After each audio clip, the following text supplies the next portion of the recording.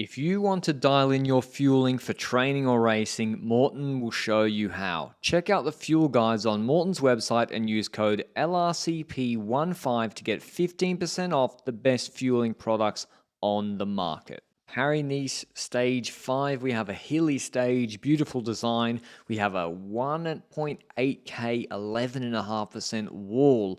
It's the third last climb. The finish is shallower. The second last climb is about 7 minutes, pretty hard. And when coverage started, we saw Viz and Melissa Bike were more than controlling the breakaway. Remember, no one in this break is closer than 15 minutes on GC. And we have Bora in with Vlasov. Campenaerts has gone across with Movistar riders according to the race feed before coverage. Tarling with the absolutely stunning aero mullet. So Vingegaard, if you don't want the stage, you can just let this gap go out to 10 minutes. But he's saying bye-bye breakaway. He's obviously hungry to go for the stage in the good weather. We come to the first of the four climbs, the Côte de Sécheras, which is 4K, 7%, about a 10-minute climb. Vlasov and Prudhomme get dropped. Campenaerts and Tarling disappear from camera. Jefferson Cepeda goes clear. And Bruno Armirel's the last man in the peloton for Jonas Vingegaard. So Ineos have got numbers. They got Kwiatkowski, Rodriguez, Vauquelin only. So Vingegaard takes a sit there. Steinhauser's helped by Baudin for EF. Danny Martinez a little bit isolated, but Jefferson Cepeda, he's holding a decent gap of about a minute. That would come down nearer the top. The problem for him is the valley and descent. And these two riders, we didn't see them on the whole climb. Campenaerts for Visma in the yellow, Tarling in the orange for Ineos. That's two workhorses who've been sitting on the breakaway. Campenaerts especially been sitting on the breakaway, who will now wait and then ruin Jefferson Cepeda's ambitions for a breakaway victory in this stage. So looking good for whoever wanted to attack. It was going to be some open racing with 20Ks to go. With the peloton so thinned out and such a hard climb, everyone was going to have a go. And 50, I think it was a minute at the bottom of the descent. And then, Tarling gets to work as well after Armirel. And Jefferson Cepeda starts the climb with, I think it was more like a 30-second gap. Here you can see the three climbs coming up. This is the hardest of them, so it invites more attacks. The Côte de Saint-Jean-de-Mouzol. And Ineos take control. They got the numbers. Kwiatkowski goes first into the climb. He's got Vauquelin on his wheel. Then Rodriguez only. But Visma and Ineos kind of have a control battle. I want to control. No, I want to control. Campenaerts goes to the front. He cleans up Cepeda. He brings him back, but then he stops. And then Ineos, they're about to go to the front. See Martinez and Steinhauser, they were already on a gap. I think Steinhauser started quite deep, but the pacing initially of Campenaerts put them under pressure. Valentin Paré-Pantra senses the lull in pace. He attacks. Only goes to close him as well as Campenaerts, so Campenaerts clearly wasn't done yet. Vingegaard waits on the wheel of Vauquelin. Tejada and Lenny Martinez jockeying for his wheel, but only working for Vauquelin today. Vauquelin finished the stage stronger yesterday. He's working for him. Vauquelin's 19 seconds behind Steinhauser, the white jersey on GC, who's now isolated and losing wheels at the back of the group. And then Campenaerts accelerates again. Martinez is dropped. Steinhauser is put on a gap. And Campenaerts starts to absolutely shred with less than a K to go on this climb. Here's the tell. Only looks to Vauquelin. Maybe he should have flicked him through. Maybe he and Vauquelin and Lenny couldn't come through. Danny Martinez, they show him. And then we see later that Vingegaard he sees that there's a gap when Only drops the wheel. And Vingegaard's off to the races. He just accelerates without having to do a big attack in the saddle. Only's trying to bring him back. Lenny Martinez attached to the left-hand side. I mean, if he can get across to Vingegaard and they can work together, Lenny's, I think, in like 5th or 6th on GC.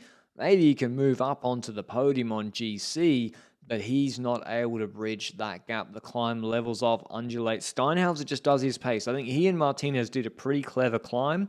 They both also used each other because all these guys here are not on the podium. Lenny's not on the podium. Rondell isn't. Tejada isn't. Valentin Paré-Pantra, he's on like 17 minutes. And so it's an interesting battle that forms afterwards. For Vingegaard, he gets to the top of that climb. There is still going to be pressure behind here because these three plus Lenny, as I said, they're not on the podium. Vauquelin's going to ride absolutely full to try and take the 20 seconds back on Steinhauser to get on the podium. Whereas this group behind here, we have 2 on the podium, Steinhauser and Danny Martinez.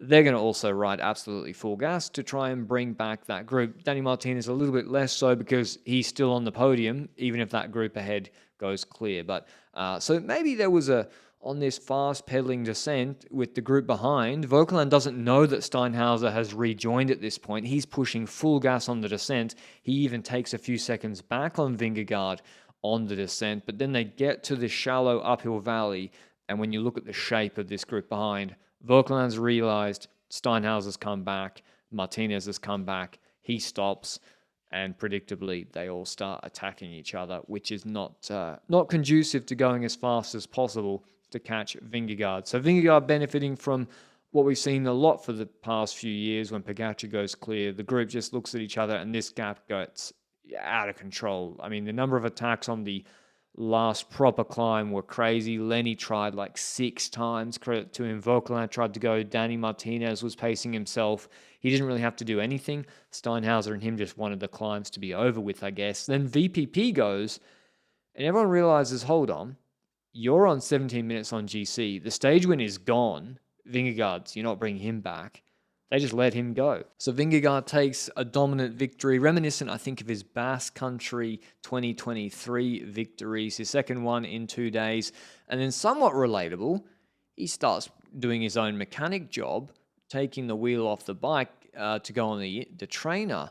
I think the less relatable thing is this takes me a lot longer. He does it a lot faster because he obviously does it more. So sort of relatable, or maybe I just have a lot of difficulties doing mechanic stuff with the bike. Could be that. Vingegaard wins 2 minutes, crazy gaps, ahead of VPP, Tejada, Martinez, Izagirre, Martinez, Vauquelin, Steinhauser, Rondel, Soler. Yeah, we had to adapt the plan a few times. Initially, the plan was to take off where I did, but then actually the breakaway got a little bit too big of a gap, and then we were thinking that I had to try to bridge across on the first climb already, but already there they came pretty close, and then we said, then it's better to go back to the original plan again, and then the whole team was there for me.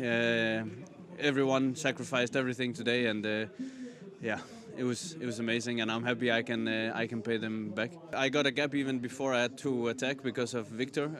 He did also incredible lead out today, so of course then I didn't have to go completely over my limit to try to drop the other guys, and then you stay within your limit. GC gaps, I don't even have a top 10 for you because the gaps, there were still riders coming in 10 minutes later. Vingegaard has 3:22 on second, 5:50 on Steinhauser in third.